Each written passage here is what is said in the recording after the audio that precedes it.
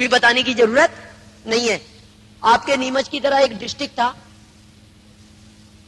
तो वहां एक आदमी था ऑलरेडी होशियार, जो सब कुछ जानता था। तो एक दिन उसने सबको इकट्ठा किया अनाउंसमेंट करके कि भैया मेरे पास आओ।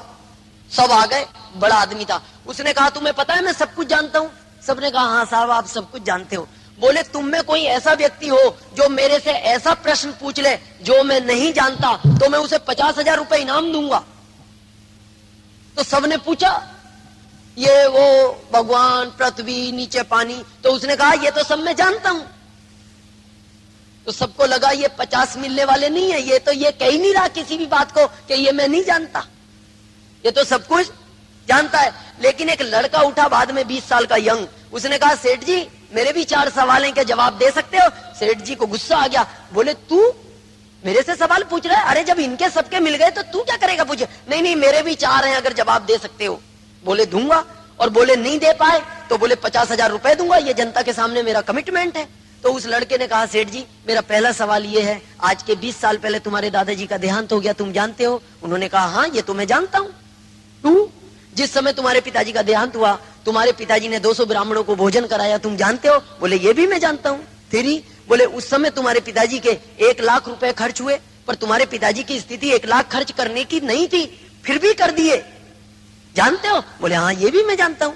लास्ट वो लड़का बोलता है सेठ जी उस समय तुम्हारे पिताजी ने 50,000 मेरे से उधार लिए थे, जानते हो क्या?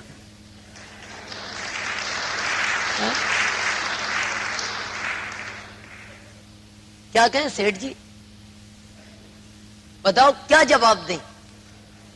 या तो कहें जानता हूं या कहें नहीं जानता। नहीं जानते तो दे दो 50,000, शर्त लगाए बैठे हो। और जानता हूं याद आ गए तो देर क्यों?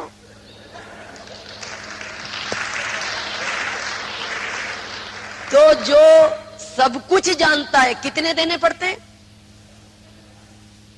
आप में तो नहीं कोई ऐसे? हाँ। दोस्त होना भी मत, इस दुनिया में कभी भी परफेक्ट नहीं हुआ जाता। और जो लास्ट कारण रहा वो ये रहा कि आज भी भारत में ज्यादातर व्यक्ति को यह विश्वास है 80% को कि मेहनत से पैसा आता है। मानते हो आप लोग?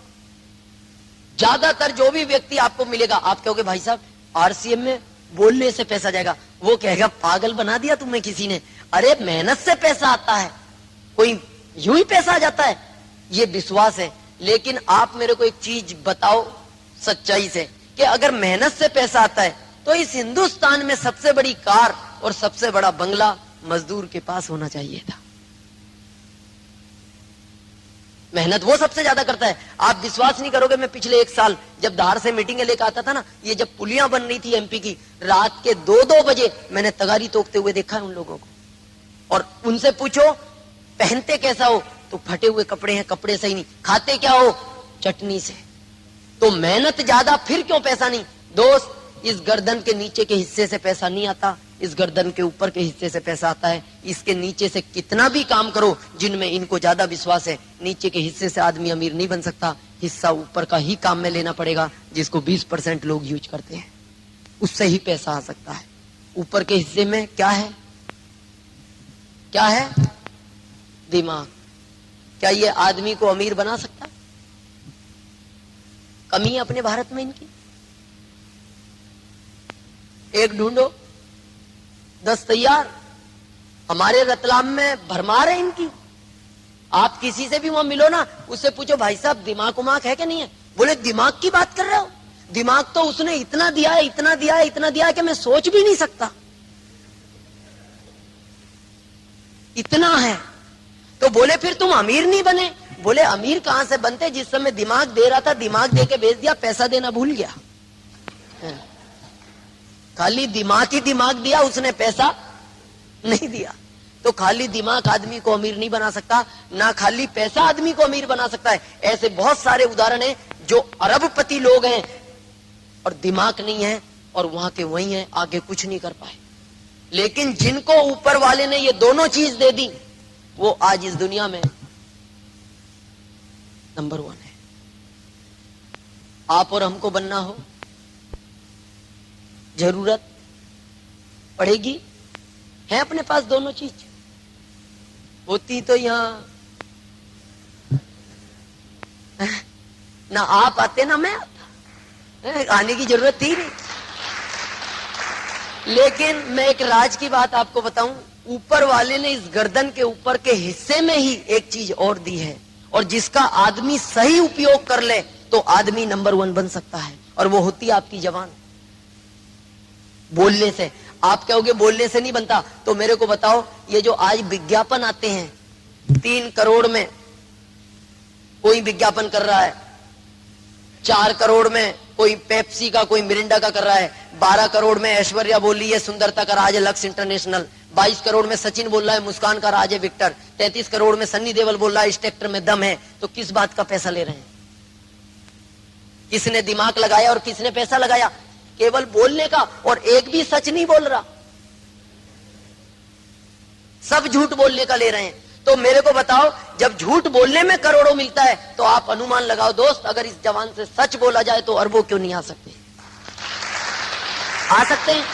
तो इस बिजनेस में केवल और केवल बोलना है। और मैं आपको बताऊं माउथ पब्लिसिटी की क्या ताकत है। माउथ पब्लिसिटी की बहुत ताकत है।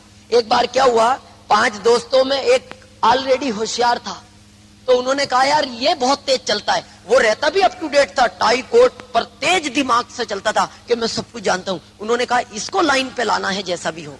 तो उन्होंने चारों ने एक प्लान बनाया कि जब ये सुबह निकले ना अप टू डेट होके नहा धो के, तो पहला एक चौराहे पे एक खड़ा हो जाओ, दूसरे पे दूसरा, तीसरे पे तीसरा, चौथे पे मैं, और जैसे ही निकले तो इसको एक ही शब्द बोलना है, जैसे ही निकले भाई साहब बीमार नजर आ रहे हो, बस और कुछ नहीं बोलना। वो निकला अप टू डेट होके सुबह घर से, पहले ने हाथ मिलाया, भैया आज कुछ बीमार नजर आ रहे हो। बोला हट, किसने कह दिया?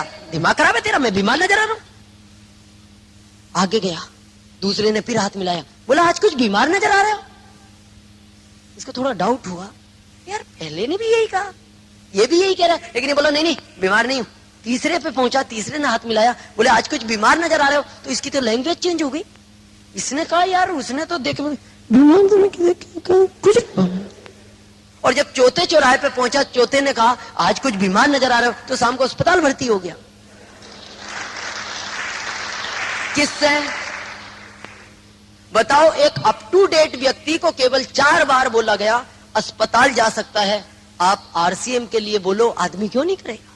लेकिन हम गलती क्या करते हैं, चिपक जाते हैं। ध्यान रखना, चिपकना नहीं है पर छोड़ना भी नहीं है। क्या करो, पहली बार प्लान बताओ, कर लो। वो कहेगा नहीं नहीं मेरा नहीं करना। ओके, कभी फिर मिले, क्या विचार है? फिर कभी मिले, भाई साहब, वो मुंह इधर करके निकल जाएगा। फिर कभी मिले, भाई साहब, वो फिर निकल जाएगा। 5वीं बार मिले, भाई साहब, वो बोला यार जान का पीछा तो छोड़ ले, 1500 चल, कहां साइन करने हैं। किसकी ताकत है? एक चीज का ध्यान रखना, चिपकना नहीं है और छोड़ना भी नहीं है। और हम क्या करते हैं, बस पीछे चिपक ही जाते हैं जब तक कर नहीं ले, छोड़ना ही नहीं।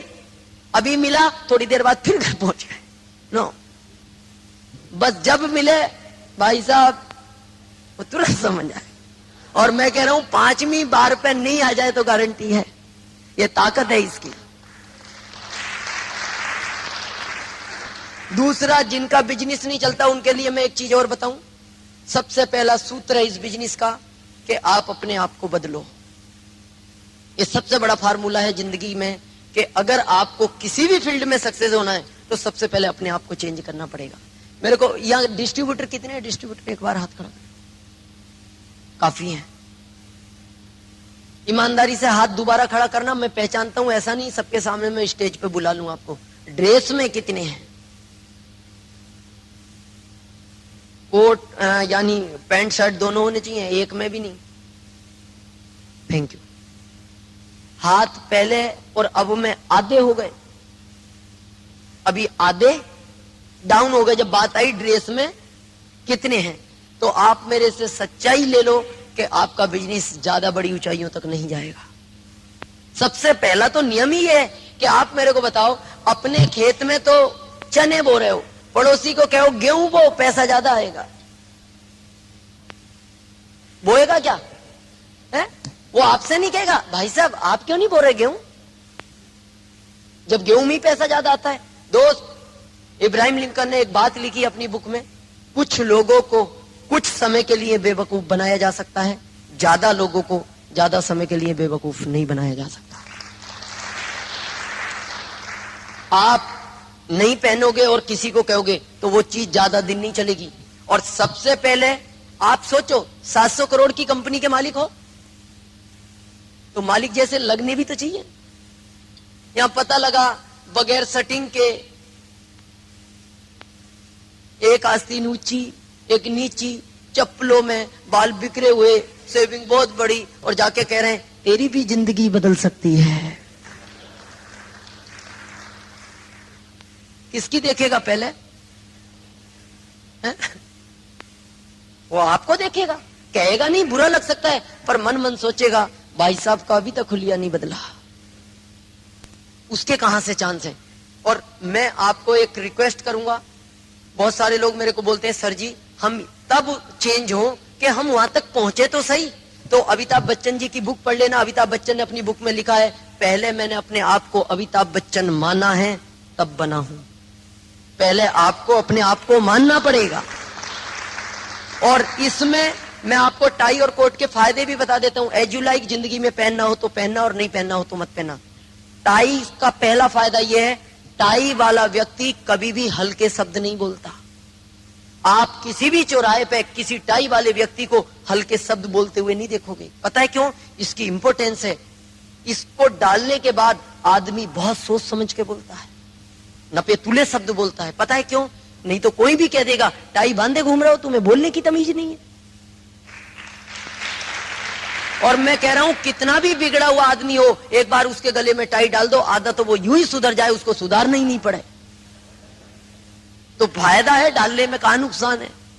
और कोट का फायदा बताऊं, आप कोट पहने या नहीं पहने, लेकिन हम पता है ये टाई और कोट को नहीं पहनते, देख के हंसेंगे जब हम निकलेंगे।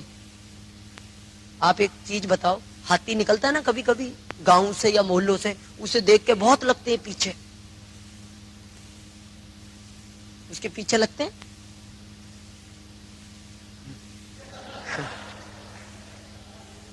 पर पास में आता है कोई, उन्हें पता है कि पैर रख दिया तो दम निकाल देगा दूर से। पास में कोई नहीं आता, लेकिन वो अगली बार फिर झूमता हुआ निकलता है। तो दोस्त, कोट और टाई में एक आम आदमी की तो हिम्मत ही नहीं है कि आपके पास आके आपका नाम भी पूछ ले। इसमें इतनी बड़ी ताकत है, उनको पता है पूछ लिया तो दम निकाल देगा, पास में नहीं आता कि पता नहीं कितना बड़ा ऑफिसर हो। अभी डॉक्टर साहब हमारे साथ हैं, वो यही कह रहे थे, कोई कोट पैंट में इनसे मिलने गए, बोले इतने बड़े व्यक्ति आपको धोख दे रहे डॉक्टर साहब, ये कौन थे? ये बहुत बड़ी इंपॉर्टेंस है। और दोस्त, इसकी ताकत है, आपका बिजनेस चलेगा। देखो अभी आप क्या करते हो, बिजनेस को ऐसे करके ले जा रहे हो, बिजनेस को आप देने वाले बनो। जब लेने वाले बनोगे ना तो एक ही जवाब मिलता है, आगे चलो। सुबह आता है घर, बाबूजी एक दे दो, निकल निकल, आगे चलो। देने वाला जब आदमी बनता है तो देने वाले आप कब बनोगे? जब इस बिजनेस को आगे रह के बताओगे तो एक मुंह से निकले हुए शब्द का एक अर्थ निकलता है, इसमें इसका कोई स्वार्थ है।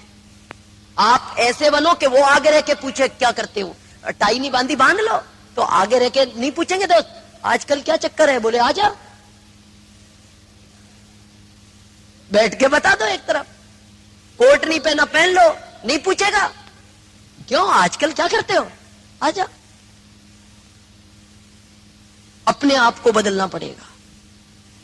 और आप चेंज हो गए तो मैं आपको बताऊं, इस दुनिया को चेंज होते हुए देर नहीं लगती। एक बार की मैं आपको बात बताऊं कि हमारे बदलने से क्या एकदम बदल सकता है। एक लड़का था 6 साल का, तो वो अपने पिताजी के पास एक नक्शा लेके गया दुनिया का।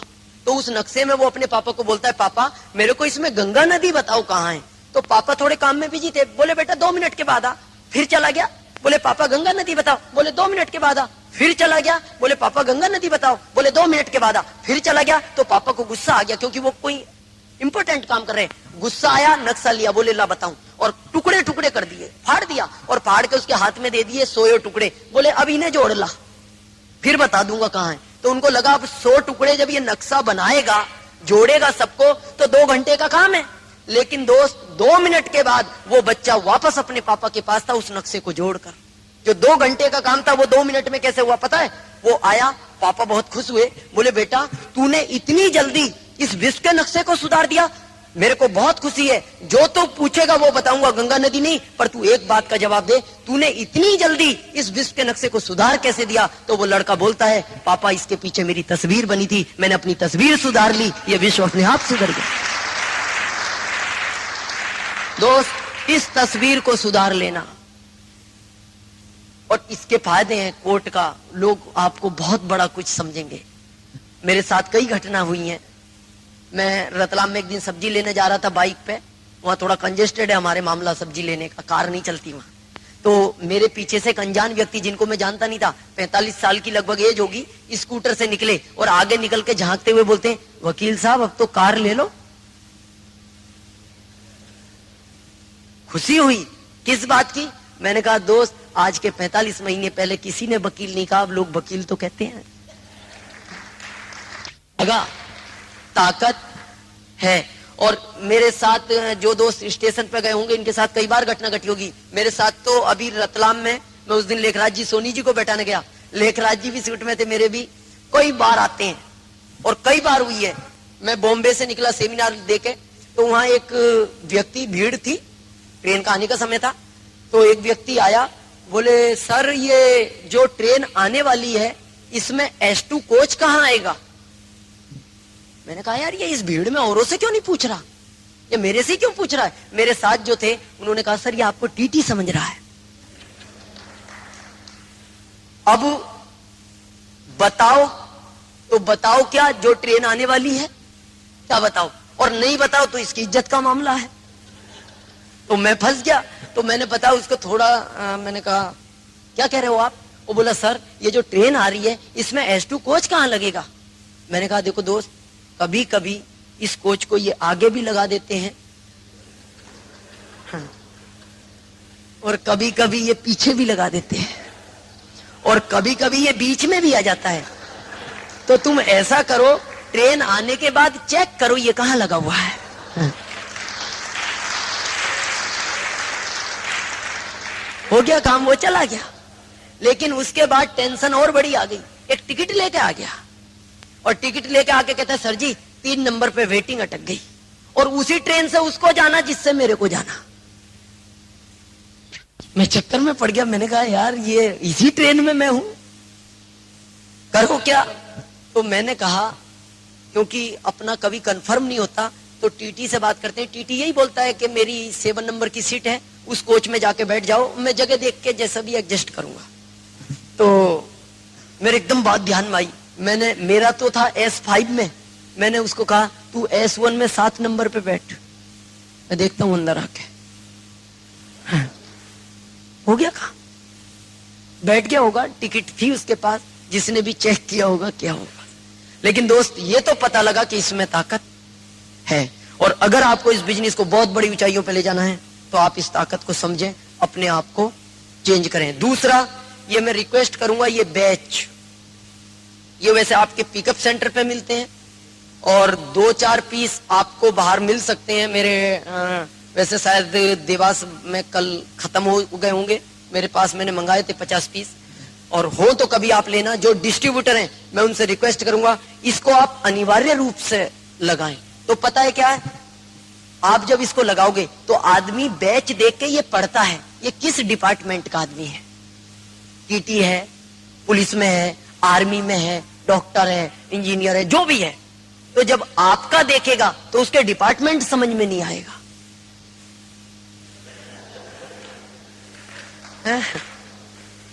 आएगा क्या? वो उत्सुकता उसमें होगी, एक बार देख के निकलेगा, निकल जाएगा ध्यान से पढ़ता हुआ। क्या समझे वो ये क्या डिपार्टमेंट है RCM? फिर आएगा 2-4 बार। जब वो नहीं समझेगा तो उसकी मजबूरी है आपसे आके पूछेगा भाई साहब किस डिपार्टमेंट में हो? बोले चल, हो गया काम।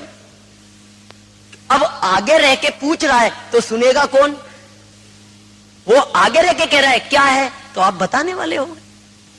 आप बताने वाले बनो, अगर आगे रह के बताओगे तो दोस्त ये बिजनेस काम नहीं करता। आगे रह के आदमी पूछना चाहिए तो ये बिजनेस काम करेगा। जैसे गाड़ियों पे, आपकी गाड़ी पे लिखा हुआ होना चाहिए रेडियम से आरसीएम। मेरी हर कार पे लिखा हुआ है, आप देखो मेरी बाइक तक पे लिखा हुआ है। और मेरे 3 बंगले हैं, मेरे तीनों बंगलों पे मैंने परमानेंट सीमेंट से ही लिखवा दिया।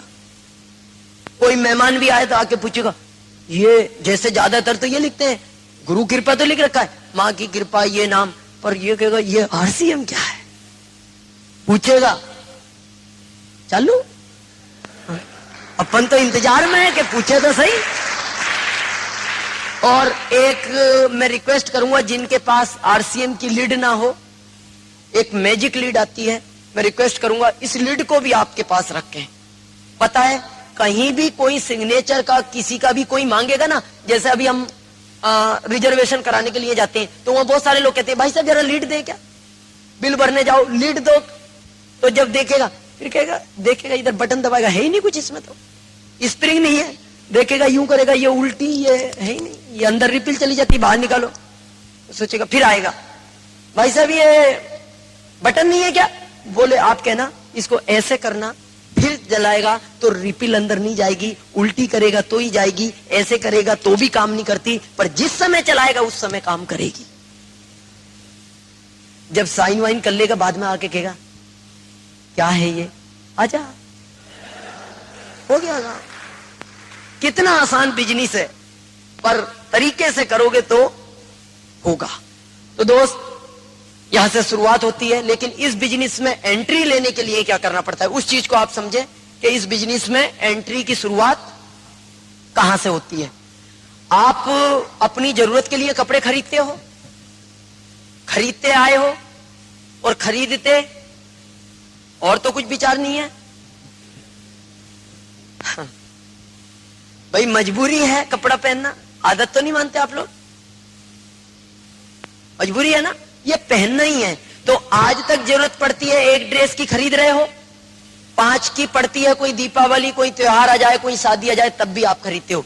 किससे खरीद रहे हो, एक दुकानदार से। तो आरसीएम कंपनी आपको यह कहती है शुरुआत के लिए एक बार मेरे से 3 ड्रेस ले लो, बताओ क्या नया काम है, कोई नया काम नहीं।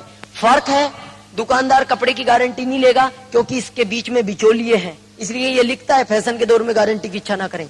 आरसीएम कपड़े की गारंटी क्यों लेता है, क्योंकि इसके बीच में कोई बिचौलिया नहीं है। दुकानदार कपड़े पे रेट नहीं लिखता, क्यों नहीं लिखता, साइकिल वाले को अलग भाव में देता है, बाइक वाले को अलग भाव में देता है, और कार से जाओ तो अलग भाव में मिलता है। क्यों, साइकिल वाले को कम रेट में क्यों मिलता है, वो डिस्कर्स ज्यादा करता है, बाइक वाले को उससे ज्यादा क्यों मिलता है, वो और थोड़ी डिस्कर्स करता है। कार वाले को महंगा क्यों मिलता है, वो डिस्कर्स करता ही नहीं, क्योंकि कार से जाए तो इज्जत का मामला है। और देखना आप, कार से आप लेके आओ, जो कपड़ा आप मेरी कार से जाओ नीमच में 300 का लाओगे ना, उसी को मैं साइकिल से जाके 100 में ले आऊंगा, उसी दुकान से वही कपड़ा। पता है क्यों, आप जाओगे आपको 500 बताए जाएंगे, लेकिन दुकानदार आपको बोलेगा अरे नहीं ये अपने परमानेंट ग्राहक हैं, इनको पूरा डिस्काउंट दे दो, तो आप भी खुश हो जाओगे, अच्छा कार से आने से 200 बचे। लेकिन जब साइकिल वाला पहुंचता है ना तो इसको भी 500 ही बताए जाते हैं, पर ये पता है दुकानदार को क्या बोलता है, 75 चलेंगे क्या है, क्योंकि इसकी मेहनत का पैसा है, ये बड़ा डिस्कस करता है। लेकिन दोस्त आरसीएम इस दुनिया की पहली ऐसी कंपनी है जिसने कपड़े के ऊपर रेट लिखी है, पहली ऐसी कंपनी है। रेट भी कैसी लिखी, एक कंपनी में मिलता है 1500, चित्तौड़ में मिलता है 1500, नीमच मिलता है 1500, रतलाम मिलता है 1500, इंदौर मिलता है 1500, एमपी नहीं भारत के किसी भी राज्य में चले जाओ तो भी 1500 का मिलता है, जबकि ऐसा होता नहीं। आप और हम गेहूं तैयार करते हैं, 600 का गेहूं बॉम्बे में कितने में बिक रहा है, 1500 तक रेट पहुंच जाती है। क्यों, यहां से चला है तो ट्रांसपोर्टिंग नहीं लगेगी बॉम्बे तक। लेकिन ये दुनिया की पहली ऐसी कंपनी, आप ध्यान देना, जहां बनाती है 1500 और पूरे भारत में बेचती है तो भी 1500, और बात 1500 की नहीं है, इसका 41 फिर वापस बांट देती है, 41 फिर वापस मिलता है। तो दोस्त एक डिसीजन लेना है कि एक बार अपनी जरूरत के लिए कपड़े खरीदने हैं और उन कपड़ों को यूज करना है, और उसके बाद यहां से आपका सफर स्टार्ट होता है। और उसके बाद कंपनी के आज तक 225 प्रोडक्ट मार्केट में आ चुके हैं। मार्केट से मतलब आपके पिकअप सेंटरों पे, और ये प्रोडक्ट आपको यूज करने हैं। 225 प्रोडक्ट आज तक कंपनी के पास है और दिन पे दिन कंपनी प्रोडक्ट बनाते जा रही है। लेकिन अभी विश्वास नहीं होता। पता है जब मैंने शुरू किया था ना ये बिजनेस, पता है आपको कितने प्रोडक्ट बनाती थी कंपनी? एक कपड़ा। और उस समय हम लोगों को बोलते थे भैया समझ जाओ, आज समय है, अमीर बन जाओगे 5 साल बाद। क्यों? मन क्या कुछ समय बाद कंपनी नहाने का साबुन ला रही है, कपड़े धोने का ला रही है, पेस्ट ला रही है, चाय ला रही है, बच्चों के कपड़े ला रही है। वो कहते अरे नहीं नहीं कोई आ जाए ऐसे। नहीं समझे। लेकिन मेरे को इस बात का अफसोस होता है कि हमारे यहाँ आदमी देर से समझता है और पशु पक्षी जल्दी समझ जाते हैं। आपने सुनी होगी वो कहानी। एक बार पता है क्या हुआ? एक आदमी टोपियां बेचने का व्यापार करता था गर्मियों में, आंख की ठंड के लिए। तो वो टोपियां बेचता था, तो वो एक टोपी को पहन लेता था ताकि दिखेगी तो बिकेगी, और बाकी रखता था पोटली के अंदर, 2-4 हाथ में रखता था और आवाज लगाता था टोपियां ले लो। लेकिन एक दिन क्या हुआ, गर्मी में थक गया वो, तो उसने सोचा एक पेड़ के नीचे आराम कर लो। तो सारी टोपियां पोटले के अंदर बांध के, और एक तो लगाए हुए रहता था, सो गया। बंदर उतरे पेड़ पे से, तो बंदरों ने सोचा खाने का कुछ होगा, वो तो सोया हुआ था, तो उसमें से निकाला तो टोपी ही टोपियां। फिर बंदरों ने उसकी तरफ देखा तो वो भी लगाए हुए सो रहा। तो बंदरों ने कहा ये लगाने की चीज ही होती है, क्योंकि बंदर नकलची होता है। सबने ली, एक एक लगाई, चढ़ गए पेड़ पे। और वो उठा परेशान, टोपी एक भी नहीं, पत्थर उठा के मारा, बंदर कूद के उधर भाग जाए, कोई टोपी देने को तैयार नहीं। तो एक भाई साहब पास में से निकले, उन्होंने कहा तुम परेशान क्यों हो? बोले साहब टोपियां ले गए। बोले बंदर नकलची होता है, तुम लगाए बैठे हो तो ये लगा के बैठे हैं, तुम अपनी उतार के फेंक दो। उसने जैसे ही उतार के फेंकी तो बंदरों ने भी उतार के फेंक दी। बड़ा खुश हुआ, टोपियां लेके चला गया घर, और जाके अपने लड़के को बोलता है बेटा मेरे बाद जब तू टोपियां बेचने का काम करे और तेरे साथ कभी ऐसी घटना घट जाए तो तू परेशान मत होना, बंदर नकलची होते हैं, तू अपनी टोपी फेंक देना, वो भी फेंक देंगे। लड़का बोला ठीक है। लड़के ने व्यापार चालू किया। एक दिन लड़का भी सोया हुआ था, बंदर आए टोपियां लेके चले गए। तो लड़के को पिताजी समझा गए थे, तो लड़का परेशान नहीं हुआ, उठा, अपनी टोपी उतारी, फेंक दी। पेड़ पे से एक छोटा सा बंदर का बच्चा उतरा, उसकी भी उठाई, सिर पे लगाई और पेड़ पे। उसका दिमाग खराब हो गया। वो बोला पिताजी तो और कुछ समझा गए, ये तो मामला उल्टा हो गया। देखता है तो ऊपर से वो बंदर का बच्चा बोलता है बेवकूफ क्या समझता है, तेरे पिताजी तेरे को समझा के गए, इस बार हमारे पिताजी भी समझा गए, बेटा इस बार ऐसी गलती मत करना।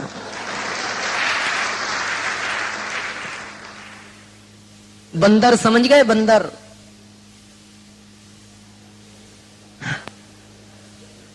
बंदरों के बात समझ में आ गई, लेकिन यहां आदमी के बात समझ में नहीं आ रही। दोस्त ये प्रोडक्ट यूज करना है, और यूज करो तो ही आगे किसी से कॉन्फिडेंस के साथ बोल सकते हो। ये बात दिल से कब निकलेगी? जब आप उसको यूज कर लोगे। यहां से आपका सफर स्टार्ट होगा।